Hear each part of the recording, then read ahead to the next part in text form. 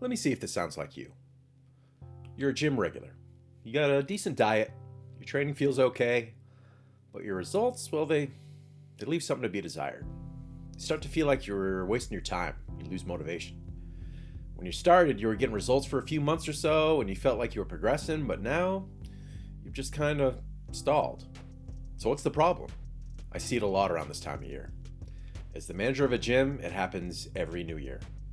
A huge crowd of people arrive on January 1st, ready to turn their lives around, but after a week, a quarter of them are already gone. By the end of January, only half of them are left. 80% of them are gone by the time February rolls around. People want instant gratification and immediate results, but I'm telling you right now, that mindset is a total trap. Maybe you're not a resolutioner. You might be a regular gym rat, but lately it seems like it's not in you anymore. You're bored with your training, you're bored with your diet, and discouraged because you feel like you aren't getting the results that you used to. It feels like a chore, and that adrenaline rush is gone. Well, don't worry. By recentering your routine, sitting down and taking a hard look at your training, and listening to these 5 points, will you just be able to get yourself back on track. This is the biggest one, that's why it's first. Let me see if this sounds familiar. You have your tried and true split that you've been doing since Obama was in office. You've been performing the same exercises with the same weight, sets, and reps for just as long. Well, let me tell you something about the human body. You are an incredibly adaptive machine. Your body reacts to a stimulus by adapting to handle that same stimulus in the future. We've been doing the same exercises with the same weight, the same sets and reps for months, maybe even years. What do you think's gonna happen? Your body says, yeah, he's doing this shit again, we can handle it, and doesn't have any reason to adapt to that new stimulus. You only get stronger and build muscle when you force your body to do it, which is when we introduce the concept of progressive overload. You need to be constantly challenging your body and forcing a stimulus on it that makes it adapt. The first step you can take is making a log of your workouts. Write them down in a workout journal. And there's also no less than 3 million smartphone apps that serve that very same purpose. I'm a big fan of the Strong app. It has a paid version, but the free version will work just as well. It lets you track your workouts, weights, sets, reps, and everything else so you can gradually increase them over time. If you do a workout and have absolutely no idea how much weight you lifted the last time, how can you tell if you improved? Track your workouts and gradually increase your intensity with every training session. This ties in quite a bit with the first tip. You're not going to gain strength and grow muscle by just going to the gym. Some people think that if you say, I went to the gym today, in the mirror 3 times, that the fairy godmother of gains will visit them in the middle of the night and grant them with 23-inch biceps. But just walking through the door and doing a few uninspired exercises is not going to get you where you want. You need to physically push yourself hard with every exercise and every set. Now, I'm not saying push every set to failure. That might cause a little too much fatigue, but most of them should at least be close. A good way to gauge your effort is asking yourself, how many more reps could you have truly done in that set? After your set, if you feel like you have more than 1 or 2 left in the tank, it's time to start pushing yourself a little harder. Bicep curls are cool.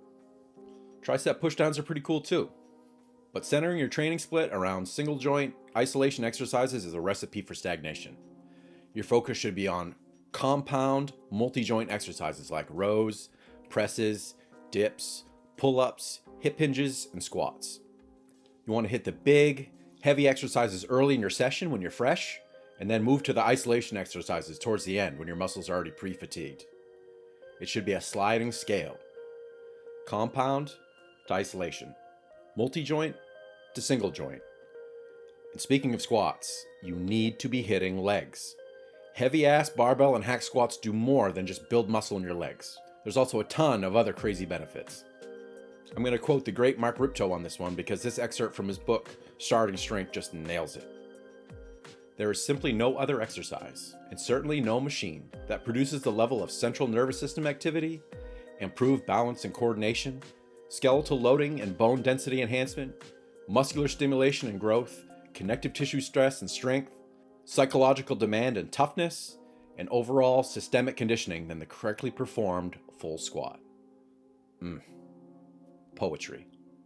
If you're a guy that's been going to the gym for a while, but you aren't getting the results that you want, a big reason for that might be because you've been skipping leg day. Friends don't let friends skip leg day.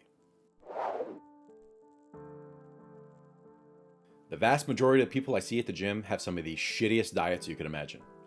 That's usually the number one reason why they never see any changes and end up looking the exact same despite literal years of training. Training's the easy part. It's all the stuff outside the gym that makes the difference. Ditch the junk food and the alcohol if you're truly dedicated to improving your physique. Make sure you're getting enough quality protein during the day. Aim for 1 gram per pound of body weight just to be safe. Focus on whole sources like chicken breast, lean ground beef, lean ground turkey, fish, eggs, and Greek yogurt. And if you're having a hard time meeting your quota, throw in a scoop of whey protein or two to get you to the finish line. This is huge, and I know I harp on this a lot. As a personal trainer, I spend a lot of time with clients making sure I drive home how important it is to get a solid, restful night's sleep. I could literally make a series of videos just discussing the benefits of it. I'm not kidding.